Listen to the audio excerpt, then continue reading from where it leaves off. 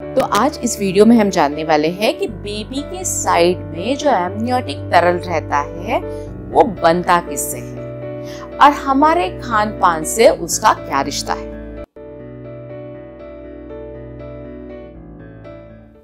मैं doctor Supriya Puranik, test tube baby consultant and practising obstetric and gynaecology more than 20 years। जब हमारे sonography के report में डॉक्टर हमें बताते हैं कि हमारे शिशु के साइड में जो एमनियोटिक तरल रहता है उसकी मात्रा कम होने लगी है, तो हमारे परिवार वाले, हमारे फ्रेंड्स, रिश्तेदार हमें बताने लगते हैं कि आप अच्छा खासा पानी पियो, आप नारियल पानी पियो, आप बहुत सारे फ्रूट जूसेस ले लो, तो आपके बेबी की पानी की मात्रा अच्छी हो जाएगी। तो आज इस वीडियो में हम जानने वाले हैं कि बेबी के साइड में जो एमनियोटिक तरल रहता है वो बनता किससे है और हमारे खान पान से उसका क्या रिश्ता है। तो वैसे देखा जाए तो एमनियोटिक तरल का निर्माण ये बेबी बनने की प्रक्रिया का पहला पार्ट है। यानी कि एमनियोटिक तरल का निर्माण जब अंडा और शुक्राणु एक दूसरे से मिलते हैं, उनका फर्टिलाइजेशन होता है,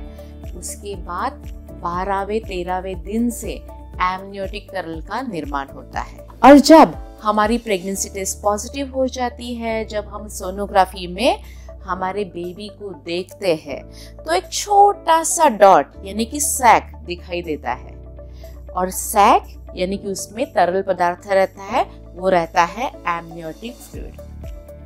सो शुरू में ये एमनियोटिक तरल जो रहता है, बेबी की साइड का पानी जो रहता है, वो माँ की तरफ से जाने वाला जो खून का प्रवाह है उससे बनता है। देखा जाए तो लगभग आधी प्रेगनेंसी यानी कि 5वें महीने तक यह एमनियोटिक तरल का निर्माण ट्रांसमेम्ब्रेनस होता है, यानी कि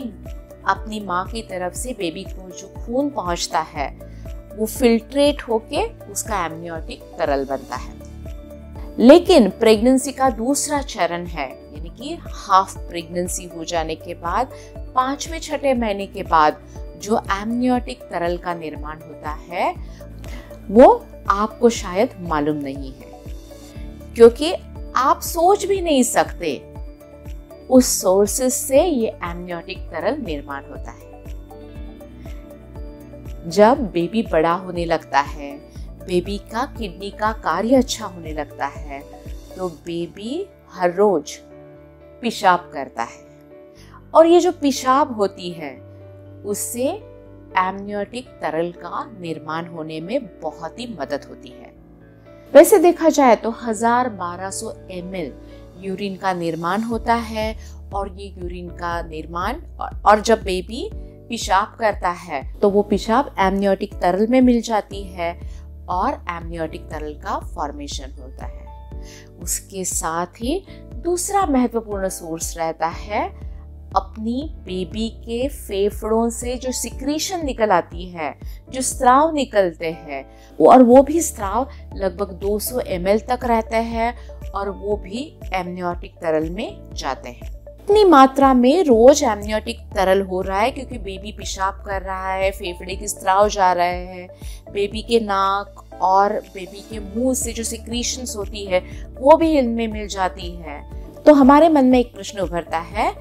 कि वो कम कैसे होता है। जब बेबी निगलने की प्रैक्टिस करने लगता है, यानी कि बेबी का स्वेलोइंग रिफ्लेक्स शुरू हो जाता है, तो बेबी ये एमनियोटिक तरल को पीता है। और वैसे देखा जाए तो रोज 500 से 1000 ml तक का एमनियोटिक तरल बेबी निगल लेता है, बेबी स्वेलो कर लेता है।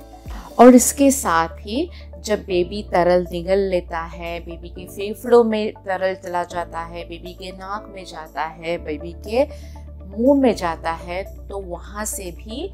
वो म्यूकस मेम्ब्रेन से एमनियोटिक तरल बेबी के अंदर चला जाता है, और उसकी भी मात्रा लगभग 500 ml तक रहती है। सो वैसे देखा जाए तो पेशाब से और फेफड़ों के सिक्रीशन से, मुंह और नाक के सिक्रीशन से जो एमनियोटिक तरल एमनियोटिक फ्लूइड में चला जाता है, वैसे निगलने से या मेम्ब्रेन्स के थ्रू बेबी के अंदर वो वापस चला जाता है, ऐसी एमनियोटिक तरल की मात्रा मेंटेन हो जाती है। लेकिन जब अपने आवल का कार्य कम होने लगता है, यानी कि प्लासेंटल इनसफिशिएंसी होती है, तो बेबी की तरफ जाने वाला ब्लड फ्लो कम होता है, बेबी का किडनी का कार्य भी कम होता है, कम पेशाब बेबी निर्माण करता है और इसीलिए एमनियोटिक तरल की मात्रा कम होती रहती है। और दूसरी साइड जब देखा जाए तो बेबी में कुछ डिफेक्ट्स रहते हैं। डिफेक्ट्स यानी कि बेबी की निगलने में डिफेक्ट रहता है, जिसको हम डियोरिनल एट्रेजिया बोलते हैं, इसोफेजियल एट्रेजिया कहते हैं, यानी कि बेबी के आंत का कुछ पोर्शन, कुछ हिस्सा बंद रहता है और बेबी निगल नहीं सकता। और इसीलिए भी कभी कभी बेबी की साइड का एमनियोटिक तरल ज़्यादा होता है। लेकिन कभी कभी प्रेगनेंसी की वजह से जो डायबिटीज़ होता है, और वो डायबिटीज़ में जब ब्लड शुगर लेवल कंट्रोल नहीं रहती है तो भी एमनियोटिक तरल की मात्रा ज़्यादा रहती है, क्योंकि बेबी की भी ब्लड शुगर बढ़ जाती है और बेबी ज़्यादा यूरिन प्रोड्यूस करता है और एमनियोटिक तरल का निर्माण ज़्यादा होता है। इसीलिए जब बेबी के साइड का एमनियोटिक तरल कम रहता है, ज़्यादा रहता है, तो आप घरेलू नुस्खे बिल्कुल आपने अपनाने नहीं हैं। आप आपके डॉक्टर से सलाह लेना, वो कम होने की वजह, ज़्यादा होने की वजह डॉक्टर ढूंढ लेंगे, जांच करेंगे और आपको बता देंगे कि इसके लिए आपको क्या करना है। तो आज इस वीडियो में हमने जान लिया बेबी के साइड में जब पानी की मात्रा कम रहती है या ज़्यादा रहती है, इसका कारण क्या हो सकता है और एमनियोटिक तरल का निर्माण कैसे होता है। इस बारे में आपके कोई प्रश्न रहेंगे तो हमें ज़रूर लिखिए और हमारे ये gynaec, pregnancy, infertility, IVF related video ज़रूर देखते रहिए। धन्यवाद।